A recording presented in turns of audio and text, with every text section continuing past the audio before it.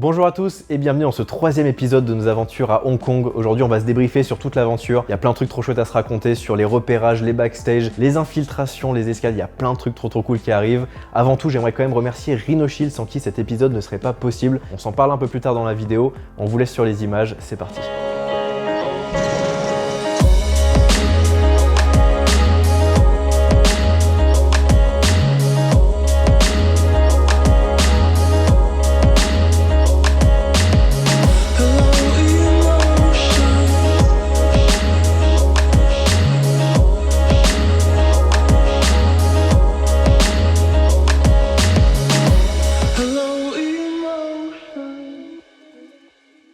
Bon, ça c'est un épisode qui va me plaire. Grimper des trucs hauts pour faire des photos au sommet, c'est mon kiff, et Hong Kong possède 2 fois plus de gratte-ciel que New York. Et pas des moindres, on parle là de presque 500 mètres de haut, je sais pas si vous vous rendez compte. Pour accéder à ces hauteurs folles, il n'y a pas 36 000 solutions.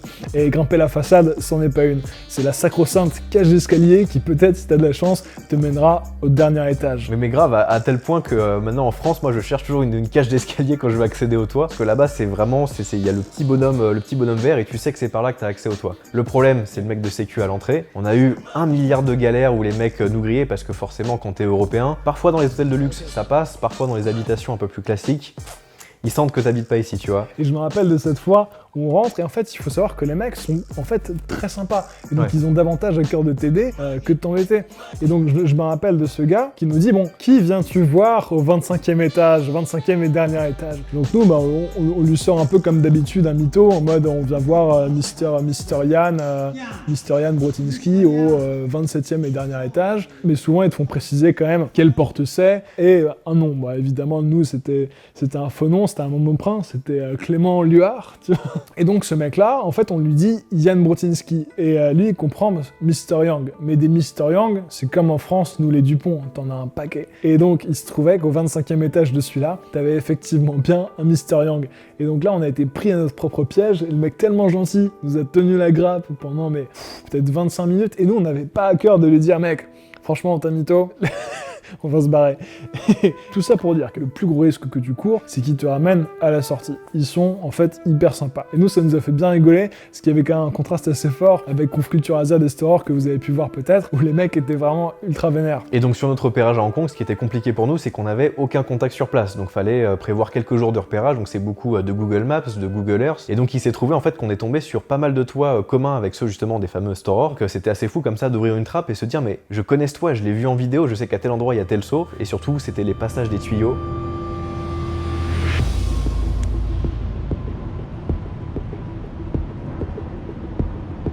Et comme d'habitude, c'est le plus gros qui s'engage en premier, comme ça, si ça passe pour tout le monde. Bon, ça, franchement, heureusement qu'on a vu nos poteaux anglais, les stores, passer par ça. Parce que sinon, franchement, pas serein. Je suis pas serein, mec. Je suis pas serein non plus, mec. Oh, je suis pas serein du tout. C'est flippant, putain. Parce qu'en fait, tous les matériaux, c'est de la demeure. Et c'est putain de flippant. En fait, les premiers jours, on avait tout de suite checké ces tuyaux en PVC qui sortaient des immeubles. Et ceux qui sont en métal tiennent bien, mais ceux qui sont en plastique, mais laisse tomber, jamais tu grimpes là. Jamais. J'avoue, il y a de l'engagement un peu.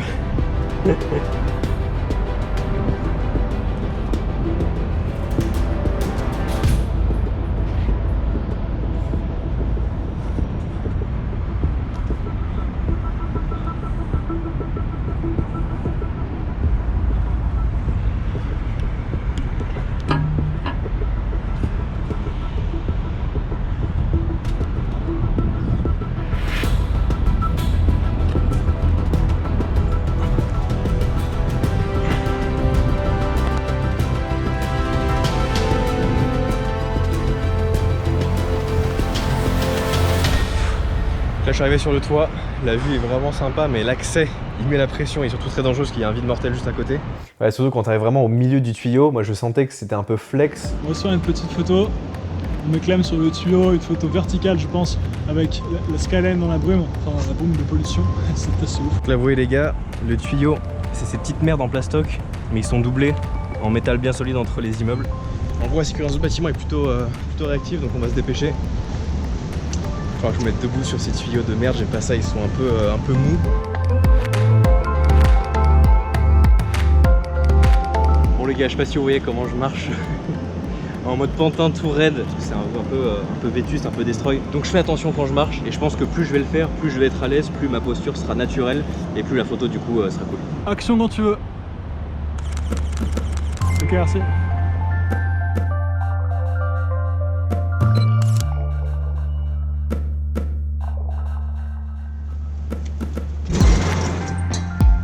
Et donc en fait en descendant de ce toit, on commence à avoir un peu la gorge qui gratte et tout, on se dit bon bah c'est sûrement la pollution. Ce qu'il faut savoir c'est que Hong Kong c'est très pollué, et là cette fois-ci c'était pas tout à fait de la pollution mais c'était autre chose. On arrive dans la rue et on tombe en fait sur une manifestation, on n'était pas au courant qu'il y avait une manif à cet endroit là. Quand on est parti on a reçu beaucoup de messages sur Instagram etc où vous étiez très curieux de savoir qu'est-ce qui se passe en Hong Kong, parce qu'on a vu beaucoup de choses sur les médias, sur les manifestations. Et donc nous quand on est venu c'était une période assez calme en fait parce que les leaders du mouvement venaient d'être arrêtés dans la fameuse université, et puis pas mal de revendications avaient été finalement acceptées par le gouvernement. Donc c'était des manifestations plutôt pacifiques, et puis nous on s'est pas attardé parce que c'était pas le sujet et on n'était pas venu pour ça. Et ce qui est marrant, c'est qu'ils sont très ingénieux dans la manière de protester. Dès qu'il y a un fumigène qui tombe, ils prennent un cône plastique pour l'étouffer avec de l'eau et un chiffon, ils se protègent avec des parapluies. Il y en a qui justement distribuent des bouteilles d'eau derrière, il y a des habits de couleur disponibles à chaque arrêt de métro justement pour les manifestants en noir qui veulent prendre les transports, et également à disposition des tickets à usage unique pour éviter d'être reconnus avec leur carte de métro. C'était assez saisissant à voir. Après c'était, comme tu l'as dit, quelque chose d'assez pacifique, et même le dernier jour quand on partait, il y avait une des plus grosses manifestations, presque un demi-million de personnes le dimanche soir, parce que c'était la première manifestation qui avait été autorisée justement depuis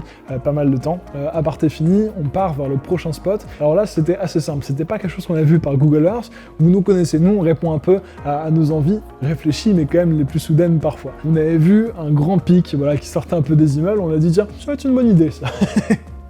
Donc en fait il se trouve que c'est un hôtel, donc on rentre comme des clients à l'hôtel, on arrive au dernier étage, petite terrasse tranquillou. Avec The Piscine aussi hyper longue sur tout le toit. Oui. Sauf que Pas le temps. petite entrée dissimulée, on repère donc un escalier en colimaçon métallique. Donc là on s'infile tranquillement, il y avait quelques clients de l'hôtel mais bon ils ont pas trop branché sur le fait qu'on grimpe là-haut.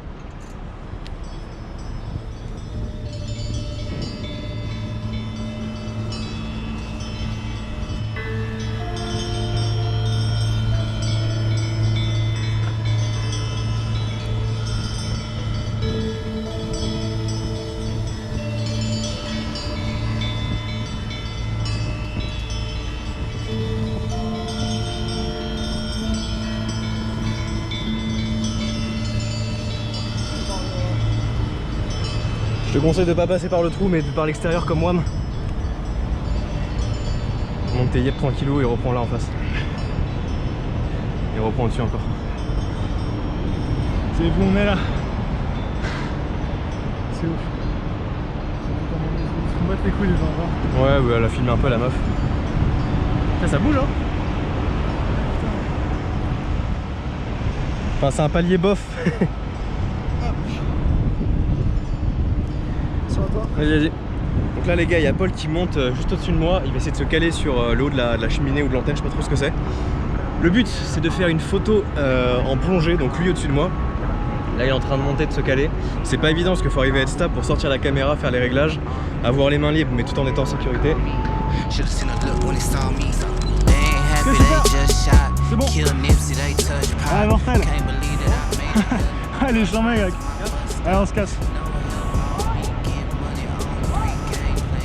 On a pu faire les photos, mais en attendant, on a les mecs de la sécu de l'hôtel qui nous ont repérés. Et surtout ce qui me tue c'est qu'ils avaient une sorte de mégaphone et donc ils parlaient d'en bas, donc nous on continue à faire les photos parce qu'on n'est pas encore la photo qu'il nous fallait. Ah nous on fait ce qu'il faut, puis on part, tu vois. Une chose après l'autre. Et du coup on descend tranquillou et donc je pars un peu en tête pour gagner un peu de temps pour que Paul puisse échanger un peu les cartes SD ou cas où ils aient envie de supprimer les photos ou quoi que ce soit. Les amis, la sécurité, t'as qu'un mégaphone en bas. Excuse me, it's very secret. Please come down. He's coming. Yes. Et donc là je tombe face à ce mec de la sécu qui était plutôt cool, qui était juste s'inquiéter pour notre sécurité. Et avec ses lunettes de soleil et son look, pour moi c'est le flic de Shanghai, tu vois. Il parlait avec un accent, enfin c'était vraiment comme dans les séries des années 90, moi j'étais mort de rire. Et il est venu avec son collègue et en fait les mecs étaient super chill, ils étaient là en mode ok tout va bien et tout. Et encore une fois on a eu cette chance ils pensaient qu'on était des clients de l'hôtel, du coup ils nous traitaient mais genre trop bien en mode ah mais c'est interdit de grimper, faut faire attention et tout. Donc ils nous ont raccompagnés vers la sortie. Et donc là on a dû filer nos identifiants de passeport imaginaires parce qu'on n'a pas donné les vrais numéros évidemment. Clément Luard, À toujours. l'accueil, toujours le pseudo. T'as eu un pic de criminalité à Hong Kong, mais il faut savoir que d'ailleurs Hong Kong c'est une ville hyper safe, zéro criminalité. Ouais, c'est ouf. Donc avec ce Clément Luard qui s'est infiltré à Hong Kong, là t'as eu des J'ai records. cassé toutes les stats. Et pendant les repérages, il fallait qu'on puisse checker les coordonnées GPS des lieux qu'on explorait, parfois même en grimpant. Donc là on était super serein que nos téléphones soient protégés par les coques Rhino Shield qui sont d'ailleurs super stylés et dispo pour tous les téléphones. Merci à eux d'avoir sponsorisé cette vidéo.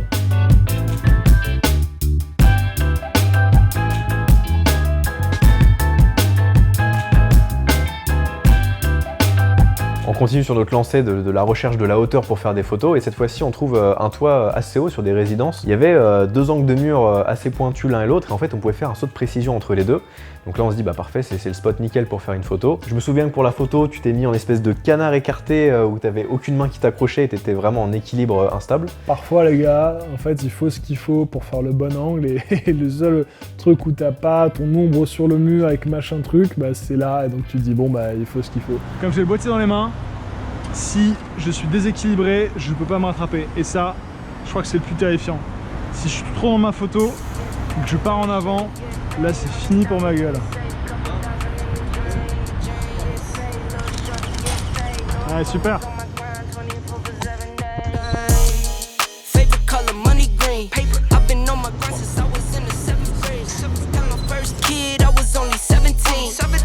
Je suis moins sensible au vide que d'autres parce que j'ai l'habitude de travailler dans les hauteurs. Mais là, le press, déjà, il m'a mis une pression assez folle. Quand tu sautes, là, t'as vraiment l'aspiration du vide. Bon, dernière photo. On va se caler. En fait, en dessous les immeubles, il y a des sortes de toits intermédiaires au-dessus des fenêtres. Je vais juste faire une posture où je suis assis. Il faut juste faire attention parce qu'il y a des fenêtres ouvertes avec des gens dedans. Mais bon, pour l'instant, personne nous a vus. Mais le vide est assez impressionnant. Donc là, il va falloir descendre là-dessus pour pouvoir faire la photo. Comme vous voyez, c'est plutôt gros.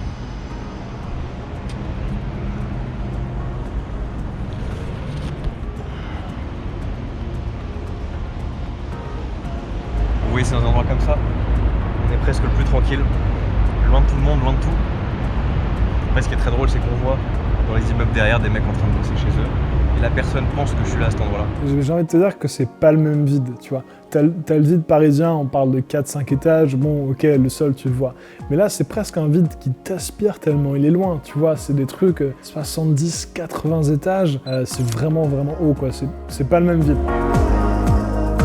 En parlant de vide, et je me rappelle de ton saut de chat entre les deux immeubles dans le clip de parcours qu'on a réalisé. D'ailleurs, filez le voir, on a mis tellement de temps et d'énergie que ça vaut le coup. En tout cas, c'est votre tour. Merci d'ailleurs pour ça également. Et donc, on shootait des séquences de parcours justement sur les toits et on avait repéré un magnifique toit sur une place bien centrale, assez connue au cœur de l'île de Hong Kong. On fait notre vie, on fait les prises, on fait pas trop gaffe et la porte qu'on avait laissée ouverte se referme et quelqu'un justement active le loquet. Et là, on se dit mince, bah, en fait, on est keblo sur le toit et c'est pas comme s'il y a 10 000 prises pour pouvoir désescalader. En fait, les façades sont vraiment très abruptes et t'es pas sûr que les matériaux tiennent. Donc je fais un peu le tour des toits autour pour voir quelles sont nos possibilités et je repère une descente qui s'annonce un peu corsée. Tu descends là, tu te mets debout sur le petit truc, donc là tu es en équilibre et voilà, tu fais un petit saut du truc là au toit en face. Ok.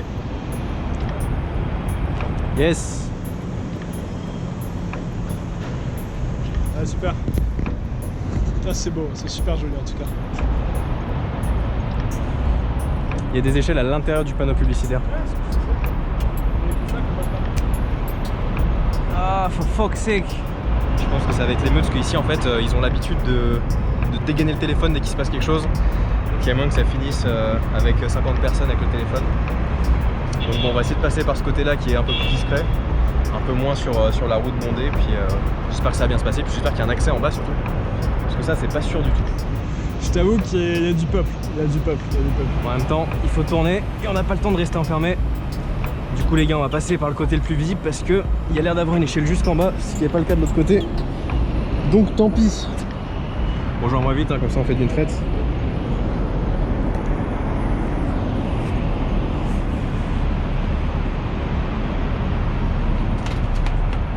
J'attends que tu sois passé quand même.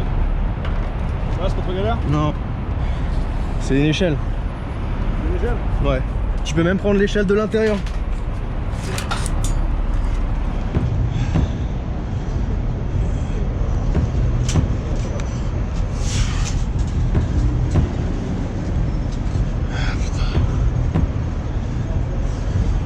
Bon les gars, on est en train de le faire. Vous voyez un peu le monde qu'il y a. J'ai pas l'impression qu'on nous ait remarqué encore. Ce qui est improbable.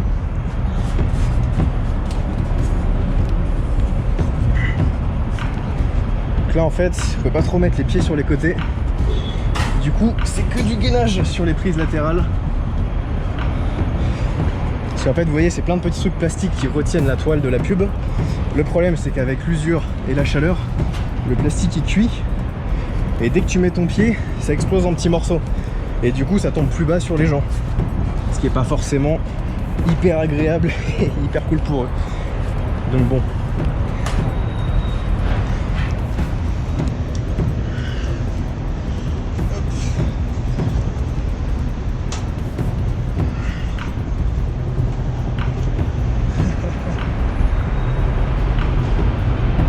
À hauteur d'homme.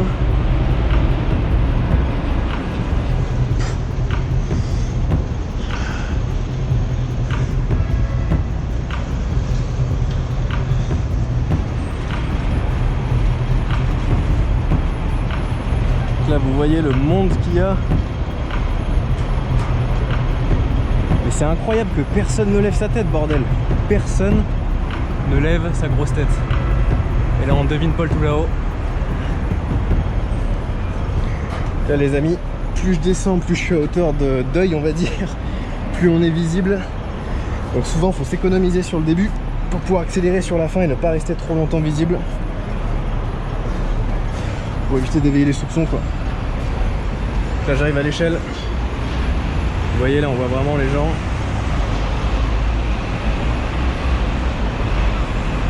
Donc là les gars on est sur un toit intermédiaire, ce qui fait que si on a le moindre souci, on est un peu bloqué parce que là la porte juste là elle est fermée, il y a Paul qui arrive. Donc la dernière solution si on est bloqué, c'est reprendre l'échelle, retaper toute l'ascension du panneau publicitaire jusqu'en haut et trouver un autre moyen de descendre, mais pour l'instant on n'a rien trouvé. J'espère que ça va le faire parce que là, même là, sauter de là où on est, c'est très très haut.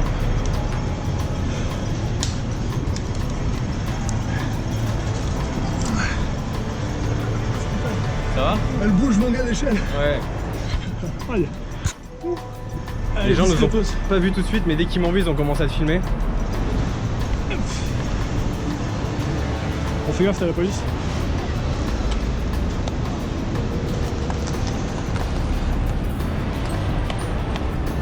Les gars, c'est improbable. C'est improbable ce qu'on est en train de vivre. C'est magique, hein. Le problème, c'est qu'à ce moment-là, il y a des policiers qui nous voient sur la partie intermédiaire du toit. On les a pas vus du voyage, mais ce jour-là, on sait pas pourquoi, ils étaient particulièrement dans la rue où on passait. Alors moi je leur dis quand même, on était bloqués sur le toit et là donc on est en train de descendre. Je pense qu'ils sont pas compris sur le coup. En fait, le seul moyen de continuer sur cette coursive, c'est effectivement d'escalader ces panneaux publicitaires avec des néons justement dessus. Donc là, il faut faire ultra gaffe parce qu'il y a une politique de conservation dans la ville de ces panneaux-là. Donc j'ose même pas imaginer si tu casses un tube de néon, à quel point tu te fais embêter. On était au millimètre avec la goutte de sueur qui... C'est un peu comme quand tu désamorces une bombe, ce qui m'arrive d'ailleurs souvent.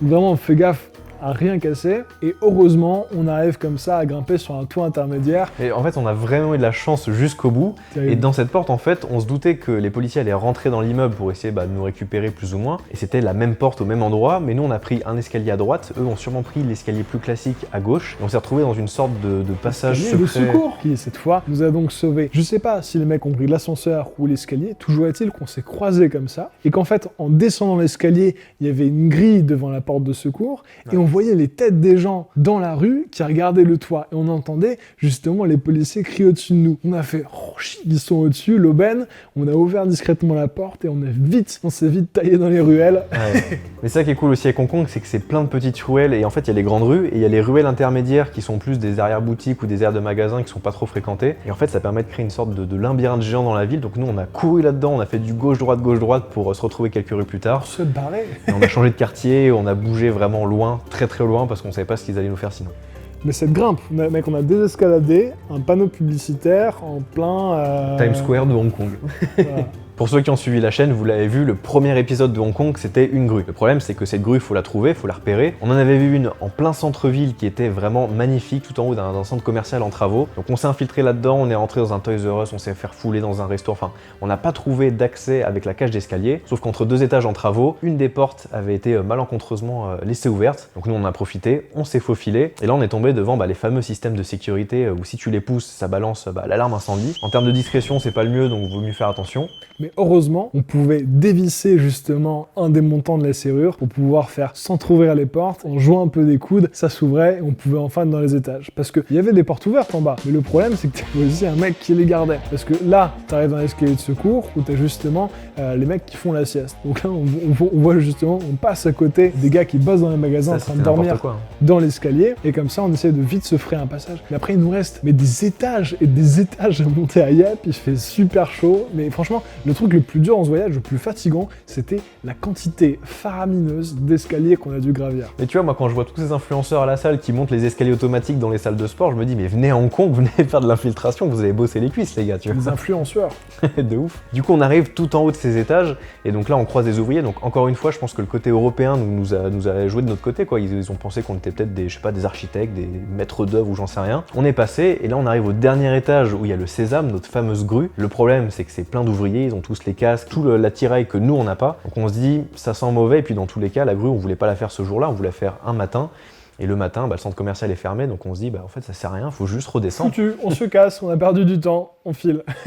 Et donc pour descendre, on se dit on va pas se casser les fesses à reprendre les escaliers, on va se prendre l'ascenseur à la cool. On croise des mecs qui sont sûrement eux les vrais architectes et c'était pas nous, mais ils se posent pas trop de questions, ils passent et on finit par prendre l'ascenseur. Et là ce qu'on découvre en fait à Hong Kong, c'est que tous ces ascenseurs de service, il y a souvent un mec de la sécu dans l'ascenseur, c'est improbable, qui lui gère les numéros. Tu lui dis je veux aller au 0, il clique lui-même sur le 0. Et donc là quand on rentre, déjà il repère ma GoPro qui était un peu en mode caméra cachée, il la regarde un peu bizarre, un peu vénère, donc je la rentre dans ma poche discretos. Mais là c'était trop drôle parce qu'on descend à chaque étage, t'as plein de mecs, des ouvriers de toutes les nationalités possibles qui rentrent, on était mais genre 150 dans ce 5 mètres carrés tout serré. Mais donc l'enseignement qu'on a tiré, c'est que pour éviter d'appeler un ascenseur quand on est dans les derniers étages et qu'on a envie de se téléporter un peu plus vite au toit, et ce qu'on a fait, c'est qu'on posait un téléphone, un iPhone seul, que le mec voyait pas, comme ça on pouvait vérifier en appelant l'ascenseur et en se cachant s'il y avait un gars à l'intérieur avant de vraiment le prendre. Parce que plus d'une fois, on s'est fait avoir presque au dernier étage, on se dit ah merde, il n'y a plus d'accès pour le toit sauf cet ascenseur-là.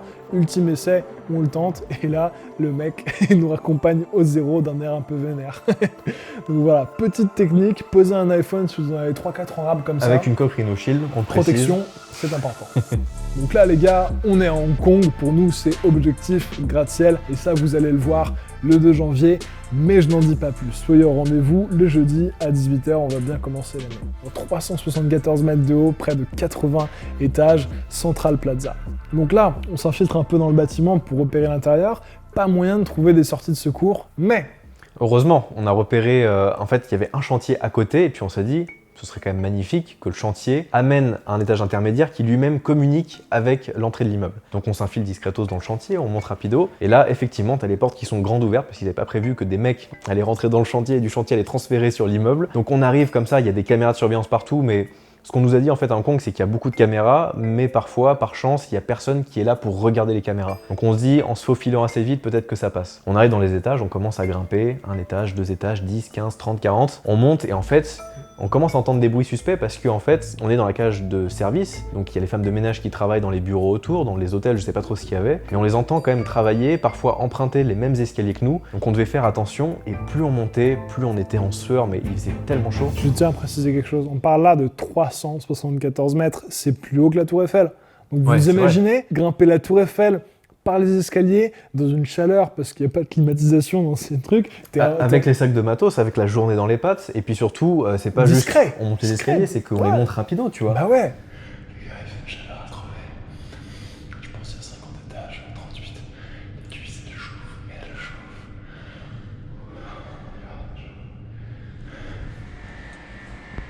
Je prie pour qu'il y ait un accès, mec. Voilà, je rien.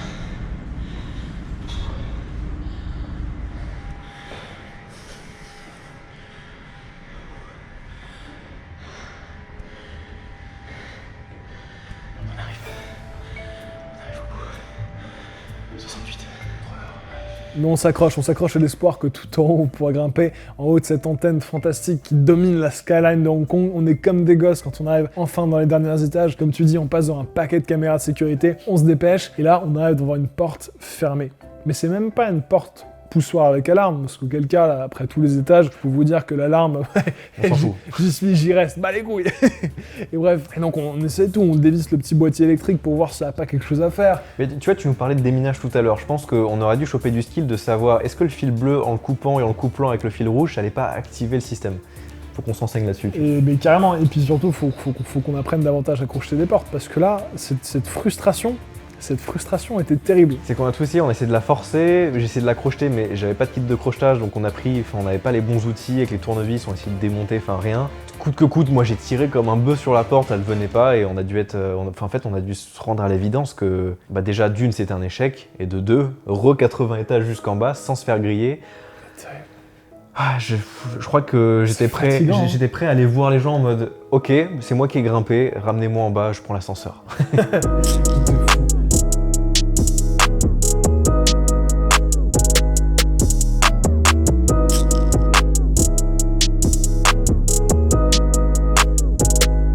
On ne peut pas vous raconter notre périple à Hong Kong sans vous parler du quartier de Mong Kok. C'est un des quartiers les plus densément peuplés de la planète, des grandes tours d'habitation très très hautes. On parle là de 130 000 habitants au kilomètre carré, c'est juste énorme. Et c'est l'un des quartiers dans lequel on a réalisé notre première exploration en live sur Twitch avec vous. C'était super cool, merci à ceux qui étaient là. Et donc ce quartier qui est en mode bricorama la journée, tu trouves un peu de tout, et nous c'était pas mal pour les pinces coupantes. Et ben la nuit il se transforme en Red Light District, donc c'est très joli avec les néons, mais il faut se méfier de quelle porte tu frappes, parce qu'il se peut que tu te retrouves dans un lieu de divertissement pour adultes plus, si on peut dire. En fait, ce qu'il faut savoir, c'est qu'il y a plein de petits écriteaux massage avec des pieds, enfin massage de pieds ou quoi, mais voilà, faut savoir que c'est des entrées un peu privées, quoi. C'est les backdoors, quoi. Mais bon, on en profite pour faire quelques photos. T'as fait pas mal de photos de nuit de toutes ces enseignes lumineuses, c'était vraiment trop cool, et en fait, même visuellement, c'était comme dans un film de Jackie Chan. Enfin, moi j'ai l'impression d'y être avec les échafaudages en bambou, enfin, c'est un délire total. T'avais un côté vraiment sci-fi, steampunk, Blade Runner à fond, c'était vraiment hyper joli. J'espère que les photos vous plaisent. Elles s'affichent actuellement à l'écran. N'hésitez pas à aller nous suivre sur Instagram, tous les deux. Voilà. On va prendre un peu de temps. Pensez d'ailleurs à activer la cloche et vous abonner. Voilà, on attend un peu. Et on peut reprendre ce débrief. Le seul endroit de la ville qu'on connaît par cœur, le 7-Eleven. Une sorte de petit supermarché où du moins il y a tout ce qu'il faut pour boire des coups et prendre un peu de force. Le problème c'est qu'on a expérimenté plein de choses. Il y a plein de choses qui sont pas très bonnes en termes de goût, on n'a pas l'habitude nous en Europe. Mais bon, j'ai repéré un peu les trucs au café ou ce qui ressemble à de l'ice tea, c'est pas trop mal.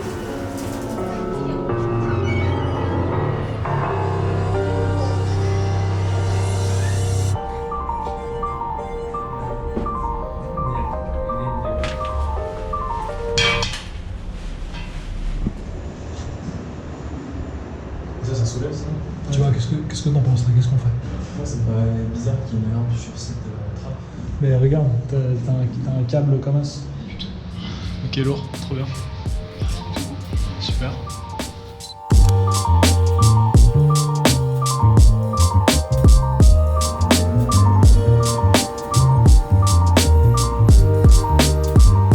Également, je voulais vous parler du sponsor de cette vidéo, Rhino Shield. Un immense merci parce que c'est super rare justement les marques qui te laissent partir à l'étranger très loin, faire vraiment ce que tu veux. Là, on part sur les hauteurs, sur les toits de Hong Kong, c'est assez incroyable. Il y a deux choses à retenir avec eux, c'est que la première, déjà, tout est compatible, leur coque, tous leurs produits, avec toutes les marques, les Android, les iOS. On a les deux, ça marche très bien. Les coques sont plutôt légères, plutôt quali, donc on était super contents de les avoir. Et également, ils ont développé leur propre matériau, ce qui fait que ça dissipe en fait tous les chocs en cas de chute dans l'usage quotidien.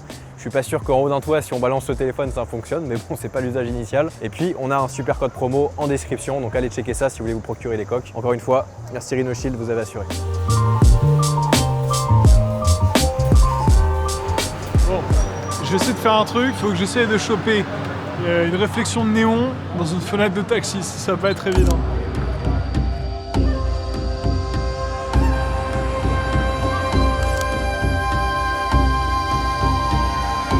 Bon, je suis content, j'ai eu la photo que je voulais, une belle réflexion sur un taxi en mouvement avec ses néons. C'est pas évident à choper, j'arrive pas à m'en tenir.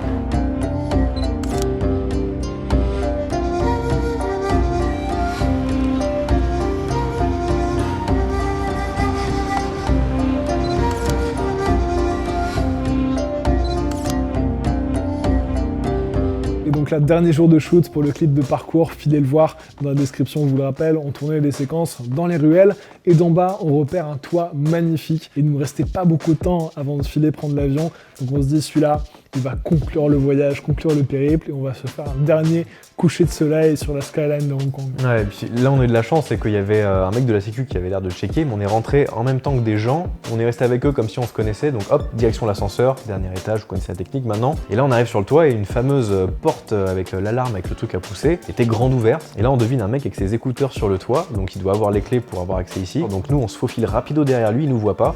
On fait le tour du building, là on commence à s'équiper, on monte, la vue elle est saisissante, il y a un terrain de foot en bas, il y a toute la skyline, il y a le port de Hong Kong derrière, il y a la boule rouge, enfin tout est magnifique, c'est le dernier shoot de la journée du voyage, on finit en beauté, c'est incroyable. On se balade un peu sur les petites briquettes au bord et tout, c'est hyper vertigineux, c'est super beau.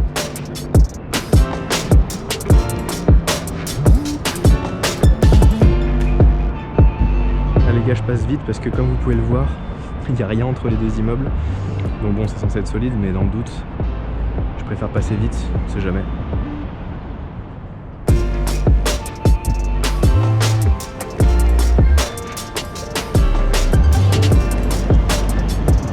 Debout sur l'angle là-bas, ok.